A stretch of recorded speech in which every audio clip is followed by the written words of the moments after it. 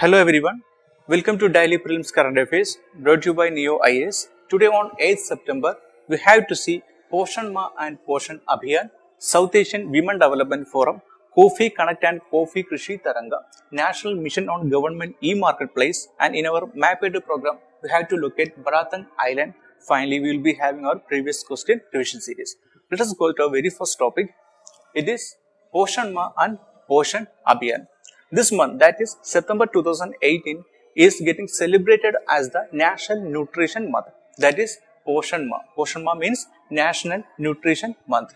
Under the Poshan Abhiyan scheme, you might have studied about Poshan Abhiyan scheme or National Nutrition Mission. Under this, to enhance the awareness about this scheme, government has decided to celebrate this month as the Poshan Ma or National Nutrition Month. The aim of this program is to create or to increase the awareness about the Poshan Abhiyan scheme or about the importance of the nutrition at the grassroots level. So, to increase the awareness about the importance of nutrition or the impact of the malnutrition in the grassroots level. So, let us see the important 8 themes of this program. The important 8 themes are antenatal care, optimal breastfeeding, complementary feeding, anemia, and growth monitoring, girls' education, diet, right age of marriage, hygiene and sanitation, and food fortification. You please note down that the girls' education and right age of marriage are also 2 themes under these 8 themes of this program. There is a chance if you come across the UPSC prelims question like the girls' education and right age of marriage are 2 themes under the Poshan Ma program or Poshan Abhiyan scheme, you may get confused because this scheme is all about nutrition. So you please note down that girls' education, right of marriage, not only these 2, all of these important themes are important. You will be having a sense of all of these themes. So let us go to see what is Poshan Abhiyan or National Nutrition Mission. It is an initiative of Ministry of Women and Child Development. It was launched in March 2018, that is this year only.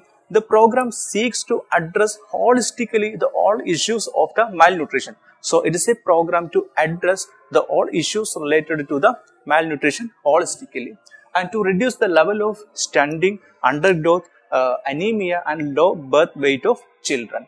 It also focuses on adolescent girls, pregnant women and lactating mothers. The aim of the scheme is to reduce the level of stunting, undernutrition, anemia, low birth weight in children, and also it focuses on adolescent girls, pregnant women and lactating mothers. Our next topic is South Asian Women Development Forum.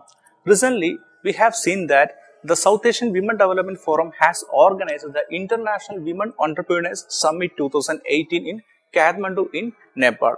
So, this organization only has organized the International Women Entrepreneurs Summit 2018 in Kathmandu, Nepal. The theme of that summit was the equality begins with economic empowerment. The theme was the equality begins with the economic empowerment. So let us see South Asian Women Development Forum.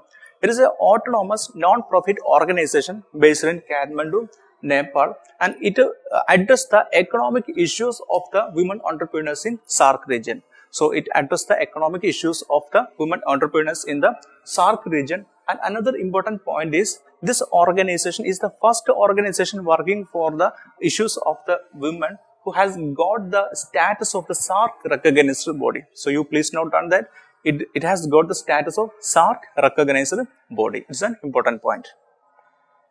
Our next topic is Kofi Connect and Kofi Krishi Taranga. These are two technological platforms developed by under Union Ministry of Commerce and Industry. So let us see what are these 2 platforms. First one is Kofi Connect. It was developed by Coffee Board of India and National Institute for Smart Government. This platform uses the latest technologies to ease the field level activities in the coffee estates and coffee related field. That is field level activities like digitization of the coffee growers and estimates with geotagging. Simply giving geotagging for the coffee estates and collecting the plantation details. So it make a easy platform in order to for the geotagging and also for collecting plantation details.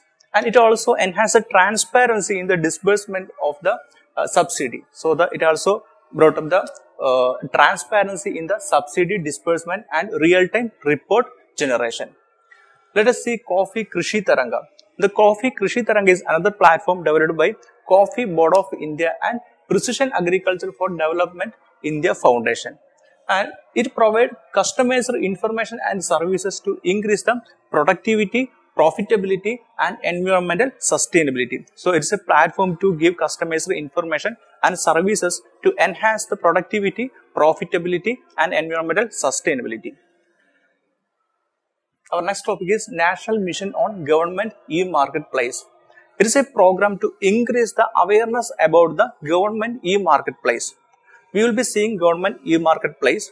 This program, that is National Mission on Government e-Marketplace, is a awareness program, or it is a program to increase the awareness about the government e-Marketplace. That is to increase the procurement through government e-Marketplace, to give more training and more registration of the sellers and buyers in this platform of government e-Marketplace, and also to increase the transparency and efficiency in the procurement. Now let us see government e-Marketplace.